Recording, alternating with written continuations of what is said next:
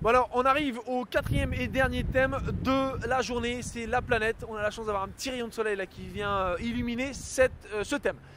Là, juste pour info, pour vous dire que rien n'est figé, tout est en perpétuelle évolution. On se déplace, vous et moi, à l'heure actuelle, à 1500 km/h vers l'est. C'est-à-dire qu'on tourne sur l'axe de la planète à 1500 km/h. Ça souffle, les mecs. Autour de notre étoile, le soleil qui est juste là, on se déplace à 100 000 km/h. Ça bouge, rien n'est figé. Tout est en perpétuelle évolution. Alors, la planète, cette semaine, on va parler de la faune. Jusque-là, la flore, donc les fleurs se sont développées, bam, boum de la diversité des plantes, plein d'espèces, plein de variétés qui s'adaptent aux différentes parties de la planète, les mouvements des plaques, les déserts, etc. Mais pour accompagner ce boom de la diversité, je vous ai parlé la dernière fois donc des fleurs, elles ont besoin des pollinisateurs. Donc il y a un boom de la diversité du côté des pollinisateurs.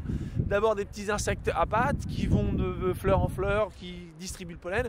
Et puis ensuite ils se rendent compte que de sauter d'un arbre à l'autre ou d'une fleur à l'autre, se laisser tomber, etc. C'était plus facile. Donc ils développent l'aviation.